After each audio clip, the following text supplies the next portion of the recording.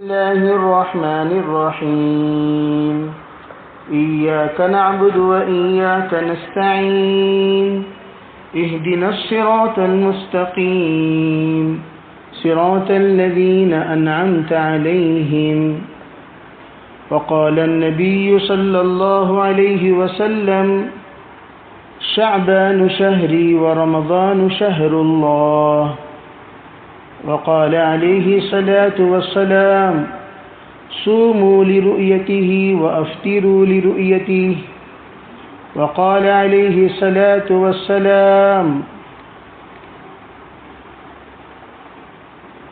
شهر رمضان شهر الله وشهر شعبان شهري.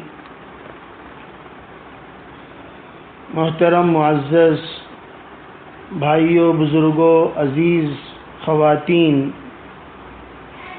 اللہ جل جلالہ امن والہ نے اپنے فضل و کرم سے ہمیں شعبان المعظم کا مہینہ بھی عطا کیا اور رمضان المبارک کا مہینہ عنقریب ہم تک پہنچنے والا ہے. حدیث پاک میں شعبان المعظم کے سلسلے میں جو نام مروی ہے وہ ہے شعبان المطہر. حضور علیہ الصلاۃ والسلام نے علامہ سیوطی رحمۃ اللہ علیہ اس روایت کو نقل کرتے ہیں، آپ نے شعبان کو شعبان المطہر بھی کہا. علماء اس کی وضاحت یہ بیان کرتے ہیں، شعبان کا مہینہ استغفار کا مہینہ ہے اور پاکی حاصل کرنے کا مہینہ ہے اور اللہ کی قربت اختیار کرنے کا مہینہ ہے اور اللہ سے لگاؤ لگانے کا مہینہ ہے اور اللہ سے ربط پیدا کرنے کا مہینہ ہے. اتنا پیدا کرے ربط کہ بندہ شعبان کے ذریعے سے مطہر ہو جائے اور شعبان اس کے لیے مطہر ہو جائے. اور رمضان مبارک کے سلسلے میں آپ نے جو لفظ استعمال کیا وہ ہے رمضان المکفر. رمضان کفارہ ادا کرنے کا مہینہ ہے، یعنی ہم نے اپنی زندگی میں جو کچھ کیے 11 مہینے کا کفارہ رمضان المبارک کے ذریعے سے ادا ہو جاتا ہے. اللہ جل جلالہ امن والہ رمضان المبارک کو ایسا پاک و پوتر بنا دیتے ہیں کہ رمضان میں بندہ نیکی کرتے کرتے اپنے 11 مہینے کا کفارہ ادا کر دیتا ہے. یہ ایک روایت میں جس کو حسن بصری رحمۃ اللہ علیہ نقل کرتے ہیں، جامع الصغیر نے اس کو نقل کیا کہ رجب شہر اللہ وشعبان شہری ورمضان شہر امتی. فرمایا رجب یہ اللہ کا مہینہ ہے، یعنی اللہ کے اوامر کے تابع ہو کر، اللہ کے حکموں کے تابع ہو کر زندگی گزارنے کا مہینہ ہے، اور شعبان میری سنت کے مطابق چلنے کا مہینہ ہے، اور رمضان میری امت کے لیے خوب نیکیاں جمع کرنے کا، اللہ سے لگاؤ لگانے کا، اللہ سے دل لگا کر عبادت کرنے کا، جنتی بننے کا مہینہ ہے. اس لیے اکابر علماء کرام رجب میں شعبان میں جو دعائیں حدیث پاک میں مروی ہیں، اللہم بارک لی فی رجب و شعبان، حضور علیہ السلام نے فرمایا یا اللہ میری زندگی میں، میری عمر میں تو رجب اور شعبان کے مہینے میں برکت عطا فرما اور ہمیں پہنچا دے تو رمضان المبارک تک، وبلغنا رمضان. اس حدیث کے سلسلے میں فرمایا کہ اللہ کے رسول مشتاق رہتے تھے ہمیشہ، رمضان کب آئے گا، رمضان کب آئے گا، رمضان کب آئے گا. جب رمضان مبارک آ جائے اس کا استقبال کرنا چاہیے. اس کا استقبال کرنے کا مہینہ شعبان کا مہینہ. اللہ کا احسان ہے، کرم ہے کہ اللہ جل جلالہ امن والہ نے اس استقبال کے لیے ہمیں قبول کر لیا. اور استقبال کس طرح کیا جاتا ہے؟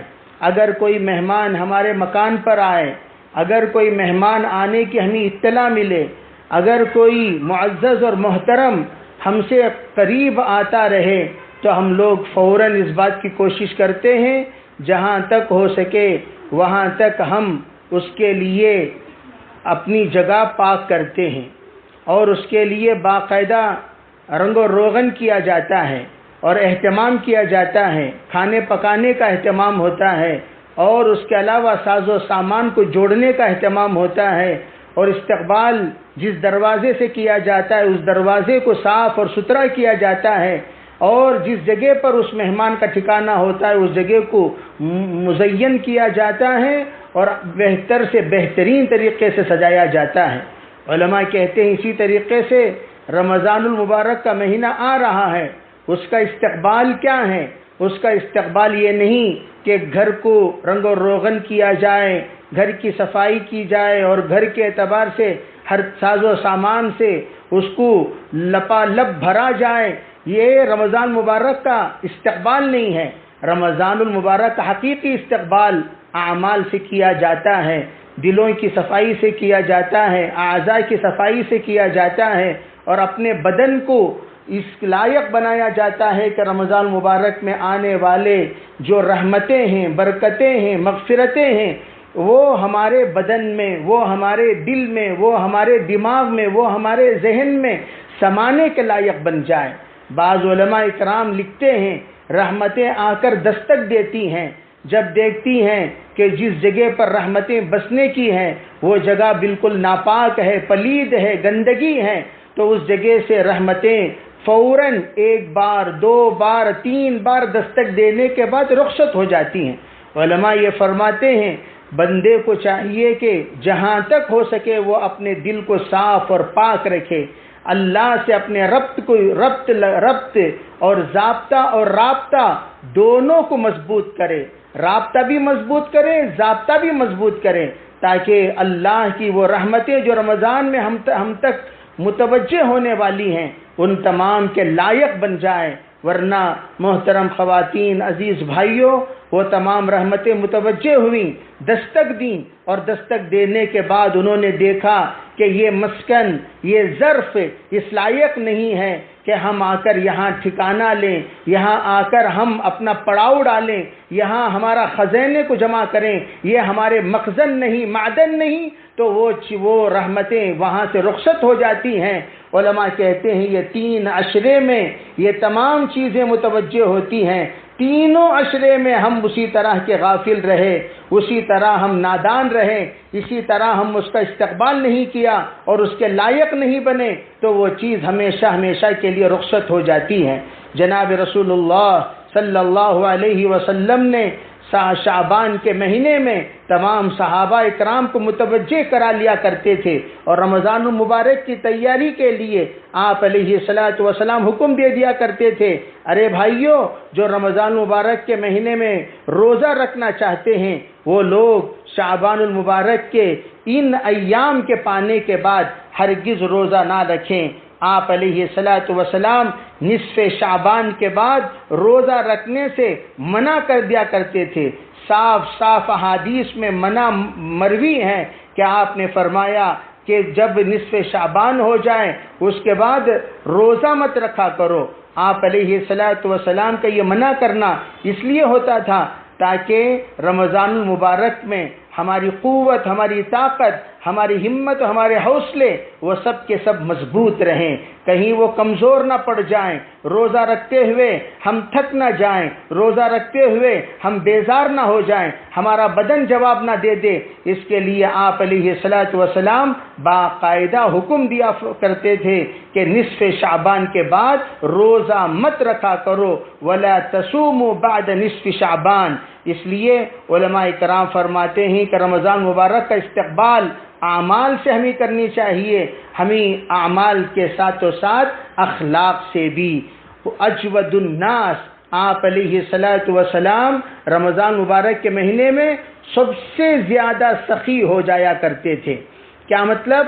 سیل رواں سے بھی زیادہ سخاوت آپ کے اندر پیدا ہو جاتی تھی رمضان مبارک میں۔ دیگر تمام ایام میں تو آپ سخاوت کرتے ہی تھے، آپ نے زندگی میں کبھی لا نہیں کہا، لیکن خاص طور پر جب رمضان مبارک کا مہینہ آتا تھا آپ علیہ السلام کی سخاوت اور بڑھ جاتی تھی۔ عبادت کے ساتھ ہم اپنے سخاوت بھی بڑھائیں، سخاوت کے ساتھ ہم اپنے اخلاق کو بڑھائیں، اخلاق کے ساتھ ہم اپنے صفات کو بڑھائیں، صفات کے ساتھ ہم اپنے خلوت کی عبادت کو بھی بڑھائیں۔ یہ تمام چیزیں رمضان مبارک بالکل ان تمام کے لیے لائق ہو کر آ رہا ہے، تو ہم اس کا استقبال کریں۔ اور اس کے ساتھ دعوت کا بھی موسم ہے۔ اب اس وقت ہم جہاں پر اس وقت لاک ڈاؤن میں ہیں، اپنے اپنے گھروں میں معتکفین ہیں، جہاں جہاں اعمال ہم کر رہے ہیں وہ تمام اعمال کرنے کا اس وقت موقع ہے۔ خواتین سے خاص طور پر کہا جاتا ہے وہ اپنے قضا روزوں کا اہتمام کریں۔ رمضان کا روزہ یہ تو فرض روزہ ہے، وہ تو ہم رکھیں گے ہی، لیکن اس کے بعد انشاءاللہ اللہ رب العزت جب بھی موقع دیں اس وقت میں اپنے روزوں کے قضا کا اہتمام، کم از کم نیت تو کرنی چاہیے، یا اللہ مجھے صحت، مجھے طاقت، مجھے ہمت جب بھی تو دے گا میں ضرور بھی ضرور رمضان مبارک کے روزوں کی قضا کروں گی۔ علماء یہ فرماتے ہیں نیت کرنے پر بھی اللہ رب العزت اس کے سزا کو اس بندے پر سے، اس بندی پر سے ہٹا دیتے ہیں۔ اگر نیت ہی نہ ہو، جیسے علماء کہتے ہیں کسی بندے نے کسی سے قرض لیا، قرض لینے کے بعد اس کے دل کے اندر یہ بات ہے کہ جب بھی اللہ مجھے سہولت دے گا ضرور بھی ضرور میں قرض ادا کروں گا، ادائیگی کا پورا پورا ارادہ ہے، ادائیگی کی پوری پوری نیت ہے، ادائیگی کا پورا پورا عزم ہے، اللہ جل جلالہ امن والہ ضرور بھی ضرور اس کی عزم کے مطابق، اس کے ارادے کے مطابق، اس کے نیت کے مطابق اس کے ساتھ معاملہ کرے گا۔ وہ بندہ ادائیگی سے پہلے بھی انتقال کر گیا، علماء فرماتے ہیں وہ اس وعید میں شامل نہیں ہوگا۔ جناب رسول اللہ صلی اللہ علیہ وسلم نے جو فرمایا، اگر کوئی بندہ اس حال میں دنیا سے رخصت ہو، اس کے اوپر قرض کا ڈھیر ہو، اور فرمایا اس کے انتقال کے بعد اللہ بالفرض اسے دوسری زندگی دے، جیسے کہ ترمذی شریف میں روایت موجود ہے کہ اس کو اس دوسری زندگی میں ایسی بہترین، ایسی اعلیٰ ترین، ایسی قربانی والی زندگی اس نے گزاری، اللہ نے اسے شہادت کی موت نصیب کیا۔ پھر اس کے بعد کیا ہوا؟ شہادت کی موت کے بعد اسے دوبارہ زندگی ملی، پھر اس میں بھی بہتر سے بہترین زندگی گزاری، اطاعت والی، فرما برداری والی، رضا والی، اور اللہ کی قربت والی اور اللہ کی پسندیدہ زندگی۔ پھر اس کو شہادت کی موت نصیب ہوئی، پھر تیسری مرتبہ بھی زندگی ملی، پھر شہادت کی موت نصیب ہوئی، تب بھی اس قرض کے ساتھ مرنے والے انسان کی مغفرت نہیں کی جائے گی۔ یہ اس بندے کے بارے میں ہے جس کے دل کے اندر رائے کے دانے کے برابر بھی ارادہ ہی نہیں، عزم تو دور کی بات کہ مجھے تو قرض ادا کرنا چاہیے، اس کی کبھی مغفرت نہیں ہوگی، چاہے وہ ڈھیر برابر نیکیاں جمع کیوں نہ کر لیں۔ اس لیے علماء فرماتے ہیں کہ اگر عزم کے ساتھ کوئی بندہ رخصت ہوتا ہے وہ اس وعید میں شامل نہیں ہوگا۔ اسی طرح وہ بندہ بھی جو نماز قضا کر دیا، روزہ قضا کر دیا، لیکن دل کے اندر تڑپ ہے، دل کے اندر کڑن ہے، دل کے اندر افسوس ہے، دل کے اندر صدمہ ہے، دل کے اندر ارادہ ہے کہ جب بھی اللہ صحت دے گا، موقع دے گا، طاقت دے گا، ضرور ہم اس قرض جو ہم پر ادا کرنا فرض ہے اس کو ہم ادا کریں گے۔ اللہ جل جلالہ امن والہ ضرور انشاءاللہ اسے اس کے تمام گناہوں پر پردہ ڈال کر اللہ اس کی مغفرت کرے گا۔ بہرحال رمضان مبارک کے مہینے کے اعمال ابھی سے ہم شروع کر دیں، مشق کے طور پر آرام کریں اور اپنی صحت کا خیال رکھیں، نمازوں کا اہتمام کریں، اور ابھی ان ایام میں ماشاءاللہ اللہ تعالیٰ جزائے خیر دے خواتین کو اور مرد حضرات کو اللہ کے راستے کا ایک انوکھا نظام، ایک انوکھی ترتیب جو لوگ بنائے ہیں، ماشاءاللہ ان کے لیے بہت ہی زیادہ مبارکبادی ہے کہ انہوں نے الحمدللہ اپنے گھر میں رہتے ہوئے اپنے گھر کا دو حصہ بنا کر ایک مردوں کے لیے مختص کر دیا اور ایک مستورات کے لیے مختص کر دیا، اور دعوت کا کام کرنے والے ایسے بھی الحمدللہ نہج سے، ترتیب سے کام کرتے ہیں۔ اسی لیے فرمایا جن کے دلوں میں فکر ہے اللہ رب العزت کام کرنے کا نہج، کام کرنے کی ترتیب، کام کرنے کا انداز، انوکھا انداز سے اللہ ان کے دماغوں میں کھولیں گے، کام کرنے والے کے لیے راہیں ہموار ہو جاتے ہیں۔ اسی لیے کہا گیا کہ کہ کرنے والوں کے لیے راہیں ہزار ہیں اور جو نہ کرنا چاہیں اس کے لیے بہانے ہزار ہیں۔ جو کرنا ہی نہیں چاہتا اس کے لیے ہزاروں بہانے ہیں، جو کرنا چاہتا ہے اس کے لیے راہیں ہزار ہیں۔ اس لیے الحمدللہ اللہ نے دعوت کے لیے قبول کیا۔ ہم ان اوقات کو 3 حصوں میں تقسیم کر لیں۔ ایک تو حصہ ہمارا تعلیم کا حصہ ہے۔ تعلیم کے حصے میں عام طور پر فضائل والی تعلیم کے ساتھ ہم لوگ اکتفا نہ کریں جیسے کہ عموماً اکتفا کیا جاتا ہے، ہم مسائل والی تعلیم بھی حاصل کریں۔ بہت سارے مسائل سے ناواقف ہونے کی وجہ سے بہت سارے خرافات و بدعات شروع ہو جاتے ہیں، اسی لیے مسائل والی تعلیم کو علماء اکرام نے طلب العلم فریضۃ سے مراد یہ مسائل والی تعلیم ہے۔ اکابر علماء فرماتے ہیں اس سے مراد کون سی تعلیم؟ فرمایا ادنا درجہ تعلیم الاسلام کی تعلیم، جتنا تعلیم الاسلام میں مسائل موجود ہیں، تعلیم الاسلام میں مسائل بیان کیے گئے ہیں، اتنے مسائل کم از کم ہر بندہ اور ہر بندی کو مستحضر ہونا چاہیے۔ بعض علماء کیا کہتے ہیں؟ طلب العلم فریضہ سے مراد کیا؟ طلب العلم فریضہ سے مراد فرائض والا علم حاصل کرنا ہر مسلمان مرد اور عورت پر فرض ہے۔ فرائض والا علم فرض ہے، واجبات والا علم واجب ہے، نوافل والا علم نفل ہے، سنت مؤکدہ والا علم سنت مؤکدہ ہے، سنت غیر مؤکدہ والا علم سنت غیر مؤکدہ ہے، مستحبات والا علم مستحبات ہے، مندوبات والا علم مندوبات ہے۔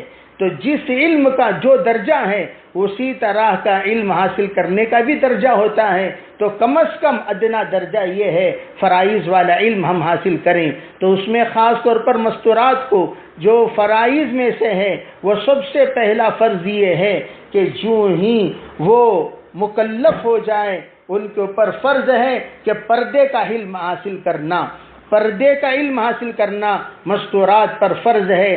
کن سے پردہ کرنا چاہیے، کون سے اعضاء کا پردہ کرنا چاہیے، کون سی چیزوں کا پردہ کرنا چاہیے، کیسے پردہ کرنا چاہیے، پردہ کرنے کی ترکیبیں کیا ہوں گی، پردہ کرنے کا نہج کیا ہوگا، پردہ کرنے کی شکلیں کیا ہوں گی، ان تمام چیزوں کو جاننا مستورات پر ضروری ہے۔ بہت ساری اللہ کی بندیاں پردے کا علم سے ناواقف ہونے کی وجہ سے عابدہ ہوتی ہیں، زاہدہ ہوتی ہیں، لیکن وہ متقیہ اور پرہیزگار نہیں ہو سکتی۔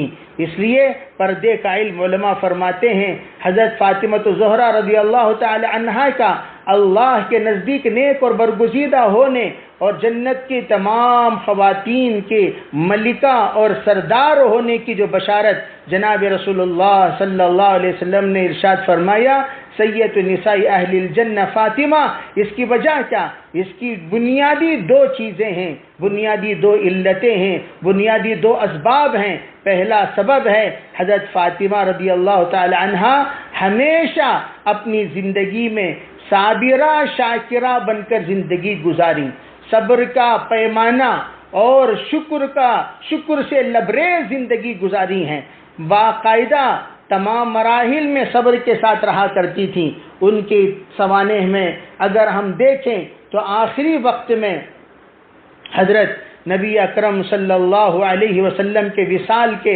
6 ماہ بعد جب حضرت فاطمہ زہرا کا وصال ہوا، حضرت علی رضی اللہ تعالی عنہ کو بلایا اور بلا کر عجیب انداز سے معافی مانگتے ہوئے کہنے لگیں میں آپ سے معافی چاہتی ہوں، میرے ان تمام کوتاہیوں سے جیسی خدمت آپ کی کرنی چاہیے ویسی مجھ سے حق ادا نہیں ہو سکا، اگر مجھ سے کوئی ایسی ویسی چوک ہو جائے آپ اللہ کے واسطے معاف کر دینا۔ اس وقت حضرت علی رضی اللہ تعالی عنہ کے آنکھوں سے آنسو بہنے لگے۔ حضرت علی فرمانے لگے فاطمہ تو اللہ کے لیے مجھے معاف کر دے، تو نبی اکرم صلی اللہ علیہ وسلم کی صاحبزادی ہونے کے باوجود، تو ملک جنت ہونے کے باوجود، تو اللہ کے رسول کے لقطے جگر ہونے کے باوجود فاطمہ میں تجھے 2 وقت کی روٹی پیٹ بھر کے نہیں کھلا سکا۔ محترم خواتین ذرا سوچیں، حضرت علی رضی اللہ تعالی عنہ کی زندگی میں کبھی ایک ذرا برابر شکایت کی شین بھی انہوں نے تصور میں بھی نہیں لائی، لیکن آج ہمارے خواتین ذرا اس کی طرف توجہ دیں. جنت صرف نماز سے نہیں بن جاتی، جنت صرف روزے سے نہیں بن جاتی، جنت صرف خدمت سے نہیں بن جاتی. خدمت کے بھی درجات ہوتے ہیں. اس میں یہ کہ جنت کے لیے صبر بھی چاہیے، شکر بھی چاہیے، قوت برداشت، قوت تحمل اپنے اندر پیدا کریں. جس وقت حضرت عمر رضی اللہ تعالی عنہ کو طیش آیا، یہ غصہ آنے لگا، اللہ کے رسول علیہ الصلوۃ والسلام نے حضرت عمر سے فرمایا فاصبر یا عمر فإن الحلیم کاد ان یکون نبیا. اے عمر اپنے اندر تحمل پیدا کرو، اپنے اندر برداشت، قوت برداشت پیدا کرو، حلم پیدا کرو، اپنے اندر بردباری پیدا کرو. اس لیے کہ اے عمر جس کے اندر تحمل ہو، بردباری ہو، صبر ہو، اس کے اندر قریب ہے کہ انبیاء کے صفات پائے جائیں. کاد ان یکون نبیا، اس کے اندر نبیوں کی صفات پائے جاتے ہیں. فرمایا یہی اصل بنیادی چیز، یہ صبر سکھانے کے لیے رمضان آ رہا ہے. کتنا آدمی صبر والا ہے، کتنا آدمی شکر والا ہے. یہ صبر اور شکر سکھانے کے لیے رمضان آ رہا ہے. رمضان مبارک یہ صبر کا مہینہ. اپنے آپ کو صبر. اسی لیے اکثر ہمارے اکابر کہا کرتے ہیں، ہمارے خواتین چولہے میں جب کام کرتی ہیں، وہ کھانا پکانے کی کھوٹری میں جب کام کرتی ہیں، کچن روم میں جب کام کرتی ہیں، اور آگ کے پاس رہ کر جب کام کرتی ہیں، اس وقت میں اللہ سے یہ التجا کرتے رہیں، یا اللہ میں بندوں کی خدمت کرتے ہوئے، میں بندوں کی آسانی کے لیے، بندوں کی خدمت کے طور پر میں جو یہاں خدمت کر رہی ہوں، میں جو یہاں خدمت میں لگی ہوئی ہوں اور آگ کے پاس گرمی کو برداشت کر رہی ہوں، یا اللہ اس آگ کی برداشت کرنے کی برکت سے ہمیشہ کے لیے تو جہنم کی آگ سے مجھے نجات دے دے. علماء فرماتے ہیں صرف اس اللہ کی بندی کے چولہے کے کوٹری میں رہ کر خدمت کرنے کے بعد جب وہ خدمت میں فارغ ہوتی ہے، اس کے گناہ ایسے دھل جائیں گے جیسے بھٹی میں لوہے کی تمام زنگ دھل جاتی ہیں. میرے محترم خواتین، آپ حضرات کی عبادت کوئی معمولی عبادت نہیں ہے، کوئی یہ عبادت. اسی لیے ایک بزرگ نے عجیب بات کہی. عام طور پر مرد حضرات گھر میں کھانا کھاتے ہیں، کھاتے ہوئے دعا پڑھتے ہیں، اللہم اتمنا طعمنا واسقی من سقانا. یہ وہاں دعا پڑھتے ہیں جہاں پر دعوت کے لیے جاتے ہیں، جہاں پر ہم کسی جگہ پر مہمان بن کر جاتے ہیں. لیکن اپنے گھروں میں ہم لوگ یہ دعا پڑھنے کو ضروری نہیں سمجھتے. ایک بزرگ جب بھی گھر میں کھانا کھاتے تھے، اس وقت میں یہ دعا پڑھتے تھے، اللہم اتمنا طعمنا واسقی من سقانا. یہ دعا تو بیوی نے پوچھا حضرت شوہر سے کہ آپ یہ دعا کیوں پڑھتے ہیں، کہ حالانکہ آپ اپنے گھر میں موجود ہیں. کہا کہ بیگم تم جو کھانا پکا کر ہمیں کھلاتی ہو، میں اللہ سے یہ دعا کرتا ہوں کہ زندگی میں کبھی تمہیں اس کھانے کی محتاجی نہ ہو. تو اس لیے میں دعا دیتا ہوں کہ یا اللہ اس بندی نے کھانا پکا کر ہمیں کھلایا، اس بندی کے لیے ہم دعا دیتے ہیں، یا اللہ تو اسے بھی کھلا، جنت کے پھل کھلا، جنت کے سکون اور آرام، جنت کے راحتیں نصیب کر. اس لیے ہم دعا کرتے ہیں افطر عندکم الصائمون اکل طعامکم الابرار صلت علیکم الملائکہ. حضرت لقمان حکیم نے فرمایا تھا، بیٹا اپنے حلال کمائی کو کبھی کمینے کے لقمے نہ بنایا کر. کیا مطلب؟ یعنی تیرا کھانا ہمیشہ نیک لوگ کھایا کرے، پاک لوگ کھایا کرے، پوتر لوگ کھایا کرے، اور ذلیل لوگ، پلید لوگ اور ایسے لوگ جو لئیم ہوتے ہیں، کمینے ہوتے ہیں، ایسے لوگ تیرا کھانا نہ کھائے. علماء فرماتے ہیں جب آدمی کی کمائی پاک ہوتی ہے، پاک لوگوں کو اللہ کھلانے کی توفیق دیتا ہے. جب آدمی کی کمائی گندی ہوتی ہے تو گندے لوگ اس کا کھانا کھاتے ہیں. الحمدللہ ہم اپنی دعاؤں میں یہ بھی شامل کر لیں کہ تمہارے گھر میں نیک لوگ کھائیں، تمہارے گھر میں پاک لوگ کھائیں. یہ دعا جب بندہ کرتا ہے افطر عندکم الصائمون साइमून अकल तआमकुमुल अबरार सल्लत अलैकुमुल मलाइका। उलमा फरमाते हैं ये दुआएं दो तरफ भी लगती हैं। एक तरफ उस बंदी के हक में दुआ है कि तू हमेशा नेक लोगों की खिदमत गुजार अल्लाह तुझे बनाए रखे, और एक तरफ मर्दों की तरफ भी ये दुआ लगती है अल्लाह तुम्हारी कमाई को पाक करे, साफ करे, और तुम्हारी कमाई हमेशा हलाल से हलाल तरीन होती चली जाए। इसके लिए दुआ दोनों तरफ भी लगती है। इसलिए मोहतरम ख़वातीन, मोहतरम हजरात, आप हजरात इस वक्त माशाअल्लाह ये बहुत ही मोहतरम और मुअज़्ज़ज़ रास्ते में हैं। उस रास्ते में रहते हुए इसकी दुआओं का एहतमाम करें। जैसे मैंने कहा हज़रत फ़ातिमा ज़ोहरा एक सब्र और शुक्र के साथ अपनी ज़िंदगी गुजारी। दूसरी जो सबसे ज़्यादा नुमायाँ चीज़ हज़रत फ़ातिमा के अंदर जो थी वो पर्दा और हया। पर्दा और हया, यहाँ तक कि बाज़ रिवायतों में है कि हश्र के मैदान में हज़रत फ़ातिमा ज़ोहरा का जब पुलसिरात पर से गुज़र होगा उस वक्त अल्लाह के तरफ से ऐलान किया जाएगा अपने अपने नज़रें नीची कर लो। अब ताज्जुब की निगाहों से लोग देखेंगे हश्र का मैदान है और एहतराम के साथ हुक्म दिया जा रहा है कि अपने नज़रें नीची कर लो। ऐसी कौन सी हस्ती है, ऐसा कौन सा मकाम आ गया है कि जिसकी वजह से अपने आप को झुककर और अपने नज़रों को झुकाने को कहा जा रहा है। तब कहाँ कहने वाला कहेगा कि इस वक्त अल्लाह के रसूल के लुक़्ते जिगर नूर नज़र हज़रत फ़ातिमा ज़ोहरा का गुज़र होने वाला है। अल्लाह का ये फ़ैसला कि ज़िंदगी में कभी किसी नामहरम की नज़र उस अल्लाह की बंदी पर नहीं पड़ी, हशर के मैदान में भी नहीं पड़ेगी। मोहतरम ख़वातीन, ज़रा सोचें कि रिवायात कैसी रिवायत है और किस तरह की रिवायत है।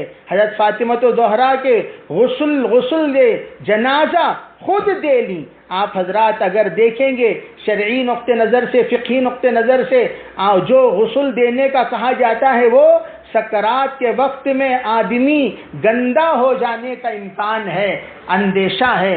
इसलिए जनाजे को गुस्ल देकर, कफन पहनाकर, नमाज पढ़ाकर दफन करने का हुक्म दिया गया, वरना तो वो गुस्ल मुस्तहब है। हकीकत में अगर पाक व पवित्र हो, हज़रत फ़ातिमा ज़ोहरा उस मामले को अच्छी तरह जानती थी। वो खुद गुस्ल दे ली और कपड़ा पहनकर बाकायदा मगरिब के वक्त में जब नमाज की अदायगी के बाद हज़रत हसन हुसैन और हज़रत अली को खाना बनाकर सजाकर रखकर अपनी बांदी से कहा कि जब आए खिलाने के बाद ये इत्तला देना कि मेरा सलाम सुनाना और मेरे रुखसत की इत्तला दे देना। बस ये कहते हुए अजीब अनोखे अंदाज में दुनिया से वो रुखसत हुई। जब रुखसत हुई तो कहा कि फ़ौरन मेरी जनाजे की नमाज पढ़ाई जाए और दिन का इंतज़ार ना करे, रातों रात मुझे दफन कर दिए जाएं। और उसी पर अमल हुआ। हज़रत फ़ातिमा रज़ियल्लाहु ताला अन्हा का जनाजा जिस वक्त पढ़ाने का नंबर आया, घर ही में हज़रत अली हैं, हज़रत हसन हैं, हज़रत हुसैन हैं, बस ये तीन हैं जनाजे की नमाज के लिए खड़े हो गए। इत्तेफाक से हज़रत अबू ज़र तशरीफ़ लाए और तशरीफ़ लाने के बाद उनको इत्तला दी गई तो वो चौथे जनाजे में शरीक हो गए और उनको रातों रात उठाया गया और जाकर दफन कर दिया गया। दूसरे दिन लोगों को इत्तला मिली कि हज़रत फ़ातिमा ज़ोहरा का विसाल हो गया। मोहतरम ख़वातीन, बताने का मंशा ये कि दुनिया से हम कब रुखसत होंगे किसी को नहीं मालूम। इस वक्त हम लोग अपने ख़ानदान के वो अचानक की अमवात से हम लोग अच्छी तरीक़े से अपने दिलों में वो तकलीफ़ महसूस कर रहे हैं और वो नागुफ्ता भी हालत पर से हम गुज़र रहे हैं कि गाफिल तुझे घड़ियाल देती है मुनादी, खालिक ने तेरी उम्र की एक आन घटा दी। इसीलिए कहा गया ये कि असल में जो सांस हमारी निकलती है, चलती है, कि वो अल्लाह के हुक्म के बाद दोबारा निकलती है। अंदर जाने वाली अल्लाह के हुक्म के बगैर बाहर नहीं आती, बाहर आने वाली अल्लाह के हुक्म के बगैर अंदर नहीं जाती। इसीलिए कहा गया ज़िंदगी के हैं दो जहां, एक ये जहां एक वो जहां, सांस चली तो ये जहां, सांस रुकी तो वो जहां, اس وقت ہم لوگ اپنے اس خاندان کے دو ایسی مبارک ہستیاں علماء کرام جو ہم سے رخصت ہو گئے، موت العالم موت العالم، کہ وہ ایک علمی اعتبار سے بہت بڑا ایک خلا ہے، اور اس کے ساتھ خاندانی اعتبار سے کسی کے اندر خدمت کے اوصاف ہیں، کسی کے اندر اخلاق کے اوصاف ہیں، کسی کے اندر صبر ہے، کسی کے اندر تحمل ہے، قریب رہنے والے اچھی طریقے سے ان کے اوصاف حمیدہ سے واقف ہیں۔ اس وقت ہم لوگ اس سے اپنے دلوں کو مکمل طور پر محسوس کر رہے ہیں، اپنے دلوں میں وہ تمام غم اور الم کو سمائے ہوئے ہیں کہ کن حالات پر سے ان احباب کا اللہ کے پاس جانا ہوا۔ تو ہم لوگ ان اوقات میں اپنی موت کو بھی یاد کریں، کب ہمارا بھی وقت آئے، کب ہم رخصت ہو جائے، کون سی رات ہماری آخری رات ہو، کون سا دن ہمارا آخری دن ہو، کون سی گھڑی ہماری آخری گھڑی ہو، کون سا لقمہ ہمارا آخری لقمہ ہو، کون سی عبادت ہماری آخری عبادت ہو، کون سی نماز ہماری آخری نماز ہو، کون سا رمضان ہمارا آخری رمضان ہو، کون سی رات کی تراویح ہماری آخری تراویح ہو۔ ہم میں سے کوئی نہیں جانتا کون سی تلاوت ہماری آخری تلاوت ہوگی، اس سے کوئی واقف نہیں ہے کہ گزشتہ رمضان میں جو ہمارے ساتھ تھے اس رمضان میں ہمارے ساتھ نہیں ہے۔ اس لیے ہم لوگ اپنے اس استحضار کے ساتھ اس بزرگ کی بات بار بار یاد آتی ہے جب کسی نے کہا حضرت کس کا جنازہ ہے، کہا تیرا جنازہ ہے، برا لگے تو میرا جنازہ ہے۔ کہا بھائی جنازے کے وقت میں اس وقت تذکرہ اور تبصرہ کرنے کا وقت نہیں ہے، اپنی اپنی زندگی کے بارے میں سوچا کرو کہ آج اس کی باری ہے، کل ہماری باری ہے۔ تو ہم لوگ آج نے تو کل ضرور دنیا سے رخصت ہوں گے، اسی لیے سرکار کو بھی کہہ دیا گیا یا محمد عش ما شئت فإنک میت، اے نبی اکرم صلی اللہ علیہ وسلم جتنی چاہیں آپ اپنے من کے اعتبار سے زندگی گزار لیں، لیکن آخر میں نتیجتاً مرنا ضرور ہے، کہ سب کو ہر ایک آنے والا جانے ہی کے لیے آیا ہے۔ کوئی بھی شخص دنیا میں جو بھی آیا ہے وہ گئے بغیر نہیں رہا، جائے گا ضرور، وقت اس کا متعین ہے، لیکن اللہ نے بھول ایک ایسی چیز دی ہے کہ آدمی کے پاس بھول ایک نعمت بھی ہے کہ اگر وہ بھول نہ ہوتی، اگر غم ہی غم ہمیشہ دل کے اندر، من کے اندر، ذہن کے اندر سمائے رہتا، پھر اس کے بعد آدمی پاگل ہو جاتا۔ اسی لیے اللہ نے بھول کو ایک نعمت بنا کر عطا کی کہ ہم لوگ اس بھول کی وجہ سے کبھی ہمارے ذہن سے وہ باتیں ذہول ہو جاتی ہیں، وہ باتیں کبھی مٹ جاتی ہیں، ہٹ جاتی ہیں، پھر بندہ اپنے پرانی زندگی کی طرف لوٹ کر آ جاتا ہے، پھر یادیں آتی ہیں، پھر غم تازہ ہوتا ہے، پھر اللہ نے وہ بھول کی ایسی نعمت رکھی ہے کہ وہ بھول کی وجہ سے بندہ دوبارہ اپنی پرانی زندگی کی طرف لوٹ جاتا ہے۔ علماء کہتے ہیں کہ غموں کو بھول جانا چاہیے اور تکلیفوں کو بھول جانا چاہیے، حالات کو بھول جانا چاہیے، نقصان کو بھول جانا چاہیے، اور کسی آدمی کی طرف سے ملی ہوئے کڑوی باتوں کو بھول جانا چاہیے، دشمنی کو بھول جانا چاہیے، جتنی تکلیف زدہ ہیں ان تمام کو بھول جانا چاہیے۔ کسے نہیں بھولنا چاہیے؟ اپنے محسن کو نہیں بھولنا چاہیے، اپنے منعم کو نہیں بھولنا چاہیے، اپنے محسن حقیقی کو نہیں بھولنا چاہیے، والدین کو نہیں بھولنا چاہیے، گناہوں کو نہیں بھولنا چاہیے۔ اسی لیے حدیث پاک میں جناب رسول اللہ صلی اللہ علیہ وسلم نے فرمایا البر لا یبلا وذنب لا ینسا، گناہ کبھی، احسان کبھی پرانا نہیں ہوتا، گناہ کبھی بھولا نہیں جاتا۔ اگر گناہ کو آدمی بھول جائے گا توبہ کیسے کرے گا، معافی کیسے مانگے گا، کیسے گڑ گڑائے گا، کیسے روئے گا، اللہ کے سامنے کیسے التجا کرے گا؟ اس لیے گناہوں کو یاد رکھیں، اور جو غم اور الم ہے، جو تکلیف ہے، ان تمام کو اللہ پر ڈال دیں۔ اسی لیے اللہ نے ایک نسخہ عطا کیا غم کو ہلکا کرنے کا نسخہ، قالوا انا للہ وانا الیہ راجعون۔ جب ایمان والوں کی علامت یہ بتائی، اذا اصابتهم مصیبہ، جب بھی ان پر مصیبت آتی ہے تو وہ انا للہ و انا الیہ راجعون کے ذریعے سے اس کو ہلکا کر لیتے ہیں۔ انا للہ و انا الیہ راجعون، اے اللہ ہم سب تیری ملکیت میں ہیں اور ہم سب کو تیرے ہی پاس لوٹنا ہے۔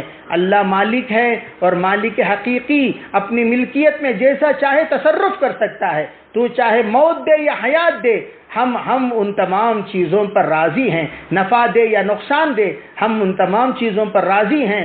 اس لیے انا للہ و انا الیہ راجعون جب بندہ کہتا ہے تو اللہ یہ فرماتا ہے اولئک علیہم صلوات من ربہم ورحمہ، اللہ کے طرف سے ارشاد ہے کہ ان لوگوں پر اللہ کی خصوصی رحمتیں، خصوصی نعمتیں، خصوصی عنایتیں نازل ہوتی ہیں اور وہی لوگ کامیاب والے ہیں۔ اس لیے اس وقت تمام سے گزارش ہے کہ اپنے غم کو ہلکا کرنے کے لیے انا للہ کی کثرت رکھے اور اس کے ذریعے سے آدمی تقدیر پر راضی ہونے کی اس کے اندر ہمت اور قدرت اور حوصلہ پیدا ہوتا ہے۔ اور جتنے اپنے متعلقین ہیں، متوسلین ہیں، ان کو بھی کہیں کہ وہ انا للہ کی کثرت رکھیں اور خوب ایصال ثواب کریں۔ حدیث پاک میں زاد المعاد کی روایت ہے، در منصور کی بات ہے، فرمایا کہ اللہ کے رسول علیہ السلام نے اپنے مرحومین کو لا الہ الا اللہ کا توشہ بھیجا کرو، 70,000 مرتبہ کلمہ طیبہ پڑھ کر توشہ بھیجا کریں اور جہاں تک ہو سکے ان کے لیے مغفرت کی دعا کریں۔ استغفروا لاخیکم، سرکار نے استغفار کرنے کو کہا تو ہم خوب استغفار کریں اور ان کے جو محاسن ہیں، ان کی جو خوبیاں ہیں وہ ہم آپس میں مذاکرہ کیا کریں کہ اللہ کے رسول علیہ السلام نے اذکروا محاسن موتاکم، اس کے ذریعے سے آپ نے مرحومین کو یاد کرنے کی اجازت مرحمت فرمائی۔ بہرحال جو باتیں کہی گئی ہیں اللہ ان تمام باتوں پر ہمیں عمل کرنے کی توفیق عطا فرمائے۔ اللہ تعالی غم و علم کو اللہ ہلکا فرمائے اور تقدیر پر راضی رہنے کی اللہ تعالی ہمیں ہمت نصیب فرمائے، حوصلہ نصیب فرمائے، یقین نصیب فرمائے، ایمان نصیب فرمائے۔ اللہ تعالی تمام مرحومین کی اللہ تعالی مغفرت فرمائے، درجات بلند فرمائے اور ان کے پسماندگان کو اللہ صبر جمیل عطا فرمائے، خصوصاً ان کے والدہ محترمہ کو اللہ صبر جمیل عطا فرمائے اور ان کے تمام بھائی بہنوں کو اللہ تعالی حوصلہ دے، ہمت دے، طاقت دے۔ بہرحال اب اس وقت ہم لوگ زیادہ سے زیادہ ان کے تمام متعلقین کی خیر خواہی کے ساتھ مرحومین کی خیر خواہی ایصال ثواب کے ذریعے سے انشاءاللہ کرتے رہیں گے۔ جیسے اس وقت ماشاءاللہ ایصال ثواب کے غرض سے ایک کار خیر میں ہم لوگ نکلے ہوئے ہیں، دعوت کے کام میں ہم لوگ جو اس وقت نکل کر ایصال ثواب کی نیت کیے ہیں، اسی طرح ماشاءاللہ جہاں تک ہو سکے زیادہ زیادہ ساتھیوں نے جب وفات کی اطلاع ملی، خبر ملی تو لوگوں نے بہت سارے قرآن دعاؤں سے اور بہت سارے ذکر اور بہت سارے ایصال ثواب کے شرعی تمام عادات کی رعایت کرتے ہوئے الحمدللہ اس کا اہتمام کیا ہے۔ اللہ تعالی ہمیں عمل کرنے کی توفیق عطا فرمائے۔ درود کی نیت کریں، ارادے فرمائے، عزائم فرمائے۔ جتنے ہمارے مرد حضرات اور خواتین موجود ہیں انشاءاللہ جو ہی لاک ڈاؤن سے ہم لوگ فارغ ہو جائیں گے کہ اپنا وقت انشاءاللہ اللہ کے راستے میں لگائیں گے اور جو ہمارے کمی اور ہمارے جذبات اس میں مجروح ہوئے ہیں ان تمام کو انشاءاللہ پورا کرنے کا اللہ ضرور موقع دے گا، اس موقع سے انشاءاللہ فائدہ اٹھائیں گے۔ ابھی بھی رہتے ہوئے جیسے اس وقت ایک نمونے کی جماعت ہمارے پاس موجود ہے کہ گھر کے 2 حصے بنا کر مرد اور خواتین الحمدللہ دعوت کے کام میں مصروف ہیں، اسی طرح اپنے اپنے گھروں میں جتنے مرد حضرات ہیں مستورات ہیں اس کا بھی نظام بنائیں، انشاءاللہ بڑا فائدہ ہوگا۔ اللہ تعالی عمل کی توفیق عطا فرمائے۔ درود شریف پڑھ لیں، انشاءاللہ دعا کر لیں گے۔ اللہم لک الحمد و لک الشکر، اللہم صلی علی سیدنا محمد وعلی آل سیدنا محمد وبارک وسلم، اللہم صلی وسلم دائما ابدا علی حبیبک خیر الخلق کلہم، اللهم اغفر لحينا وميتنا وشاهدنا وغائبنا وصغيرنا وكبيرنا وذكرنا وأنثانا، اللهم من أحييته منا فأحي على الإسلام ومن توفيته منا فتوفه على الإيمان۔ اے اللہ ہم سب کے گناہوں کو معاف فرما، یا اللہ ہمارے خطایا سے درگزر فرما، بقیہ زندگی تر رحمت پر چلنے کی توفیق عطا فرما، یا اللہ خیر کا معاملہ فرما، شر سے حفاظت فرما، یا اللہ طاقت نصیب فرما، ہمت نصیب فرما، حوصلہ نصیب فرما، رمضان مبارک کا حق ادا کرنے کی توفیق عطا فرما۔ یا اللہ رمضان کا جیسے تیرے صحابہ نے انبیاء علیہم الصلاۃ والسلام جناب محمد رسول اللہ صلی اللہ علیہ وسلم نے جیسا استقبال کیا، اس طرح سے استقبال کرنے کی توفیق عطا فرما۔ یا اللہ جیسے کار خیر میں تیرے نیک اور برگزیدہ بندوں کا دل لگتا ہے، ہمارا بھی دل لگا دے۔ یا اللہ ہمارے لمحات کی حفاظت فرما، ہماری زبان کی حفاظت فرما، نظروں کی حفاظت فرما، سوچ کی حفاظت فرما، فکروں کی حفاظت فرما، خیالات کی حفاظت فرما، جذبات کی حفاظت فرما، شہوات کی حفاظت فرما۔ یا اللہ اپنے فضل و کرم سے ہم میں سر ایک کی حفاظت فرما۔ ربنا لا تزغ قلوبنا بعد إذ هديتنا وهب لنا من لدنك رحمة إنك أنت الوهاب۔ اللهم واقعة كواقعة الوليد، اللهم واقعة كواقعة الوليد، اللهم واقعة كواقعة الوليد۔ یا اللہ نیک اور برگزیدہ بندوں میں ہمیں شامل فرما۔ یا اللہ دو علماء کرام جو ایک ہی خاندان سے مختصر عرصے میں رخصت ہو چکے ہیں، مولانا یوسف صاحب، مولانا زبیر صاحب، یا اللہ ان دونوں کی مغفرت کے فیصلے فرما۔ یا اللہ ان کے پسماندگان کو صبر جمیل عطا فرما، حوصلہ نصیب فرما، ہمت نصیب فرما۔ یا اللہ ان کے بچوں کا تو والی بن جا، ان کا تو کفیل بن جا، ان کا تو مددگار بن جا، ان کا مستقبل کا بہتر سے بہترین فیصلے فرما۔ یا اللہ موجودین کو یا اللہ مرحومین کی فکر کرنے کی توفیق عطا فرما، موجودین کو مرحومین کی فکر کرنے کی توفیق عطا فرما۔ یا اللہ جو حقیقی حق ہے وہ ادا کرنے کی توفیق عطا فرما، ہمدردی نصیب فرما، ہمدردی نصیب فرما، ہمدردی نصیب فرما۔ یا اللہ تو ان کے لیے نعم البدل عطا فرما، یا اللہ تو ان کے لیے نعم البدل عطا فرما، یا اللہ تو ان کے لیے نعم البدل عطا فرما۔ تیرے حبیب نے مرحومین کے پسماندگان کے لیے جو بھی خیر کی دعائیں مانگی ہیں، جتنے بزرگان دین نے، اللہ والوں نے، نیک اور برگزیدہ بندوں نے مانگی ہیں، یا اللہ وہ تمام خیر یا اللہ مرحومین کے پسماندگان کو بھی نصیب فرما۔ یا اللہ ان کے قبر کو نور کا باغ بنا دے، جنت کا باغ بنا دے، نور سے بھر دے۔ یا اللہ ان کے قبر کو یا اللہ جہد نظر تک وسیع فرما دے۔ یا اللہ جتنے خیر کی دعائیں تیرے حبیب نے مانگی سب نصیب فرما دے۔ یا اللہ ان کے بچوں کا تو والی بن جا، ہو یتولی الصالحین۔ یا اللہ تو ہی ان نیک اور معصوم بچوں کا ذمہ دار ہے، یا اللہ تو ذمہ دار بن جا، یا اللہ تو ذمہ دار بن جا۔ ہمیں اپنی موت کی تیاری کی توفیق عطا فرما۔ یا اللہ دنیا عارضی قیام گاہ ہے، آج نے تو کل تیرے پاس آنا ہے، یا اللہ آنے سے پہلے آنے کی تیاری کرنے کی توفیق عطا فرما۔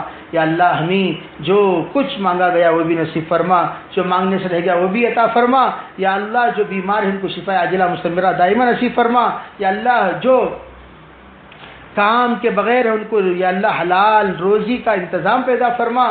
یا اللہ جو اپنے اپنے کاموں میں لگے ہوئے ہیں یا اللہ ان کے برکتوں کے فیصلے فرما، دعوت کی حفاظت فرما، دعوت کے مراکز کی حفاظت فرما، مدارس کی حفاظت فرما، مساجد کی حفاظت فرما، علماء کی حفاظت فرما۔ یا اللہ نیک اور صالح بندوں کی حفاظت فرما، تمام مسلمانوں کی حفاظت فرما، ہندوستان کے حال کو بہتر سے بہتر بنا دے۔ یا اللہ تمام یا اللہ بدماشیوں کو ختم فرما دے۔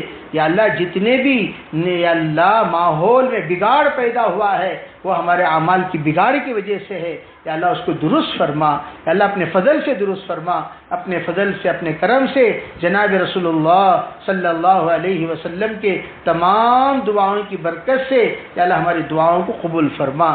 یا اللہ جو کچھ مانگا گیا ہے وہ بھی عطا فرما، جو کچھ مانگنے سے رہے گا وہ بھی عطا فرما۔ اللهم نسألك من خير ما سألك منه نبيك وحبيبك محمد صلى الله عليه وسلم، ونعوذ بك من شر ما استعاذك منه نبيك وحبيبك محمد صلى الله عليه وسلم، وأنت المستعان وعليك البلاغ، لا حول ولا قوة إلا بالله۔ یا اللہ جنہوں نے دعا کے لیے کہا ہے، لکھا ہے، جن کے اوپر ہمارا حق بنتا ہے کہ ہم ان کے حق میں دعائیں کریں، یا اللہ ان تمام کے جائز مرادوں کو پورا فرما، اپنے فضل سے، اپنے کرم سے ہمارے دعاؤں کو قبول فرما۔ ربنا تقبل منا ما كان صالحا وسينا ما كان فاسدا برحمتك يا ارحم الراحمين۔